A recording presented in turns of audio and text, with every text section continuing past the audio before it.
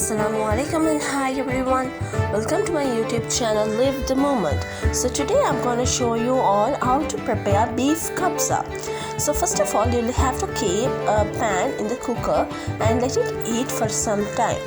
After it has got heated well, add some oil into the pan and leave the oil to get heated for some time.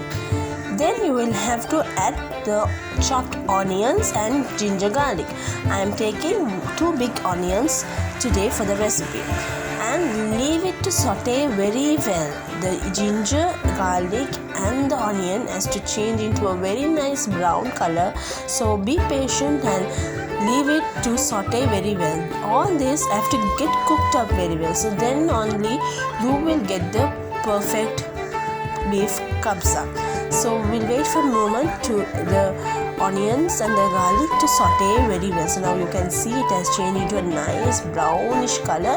At this moment we'll add the spices, that is cinnamon, cardamom, cloves and the star anise. We'll add all those together and mix them very well with the onion and the ginger garlic.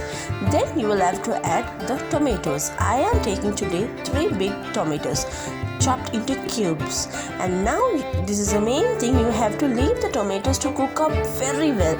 It has to saute very well. All the juices have to come out. So now you can see all the juices are separating from the oil, and the tomatoes juice is getting separated. At this moment I'm going to add chili powder 1.5 spoon.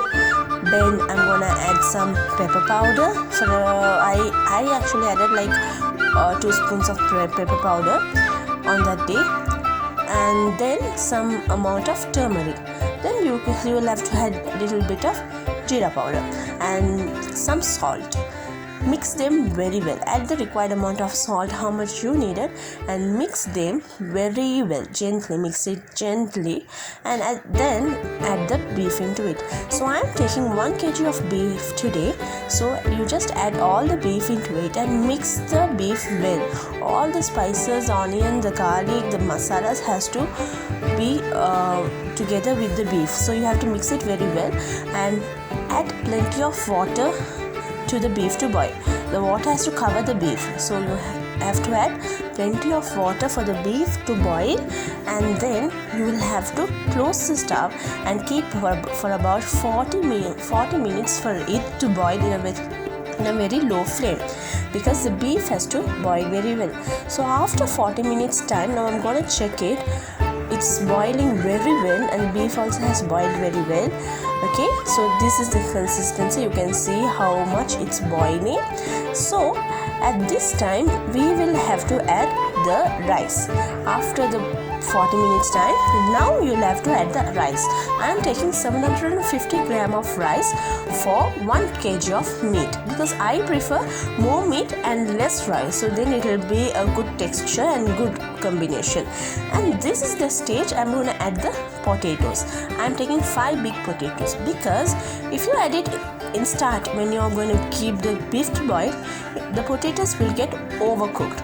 So this is the correct stage to add the potatoes. So now you add the potatoes and the rice and mix it well, and if you feel if the gravy is not enough for the rice to boil, you can add some water and just check the taste of the salt at that time. So now we will have to keep it closed and boil it well till in a high flame till the water reduces.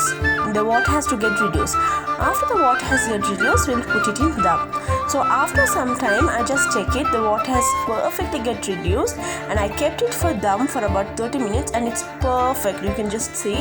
You can check it out. It is simply the beef kabsa is perfect. So you can see how nice it is, and it's really yummy. So guys, please do try this recipe. It is really worth it and very simple and easy. It's simply moreover like 1 pot dish only. So please do try the recipe.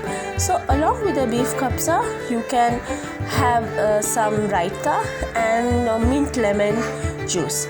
So now I'll just show you how to make the raita. This is a different style of raita and the mint lemon juice.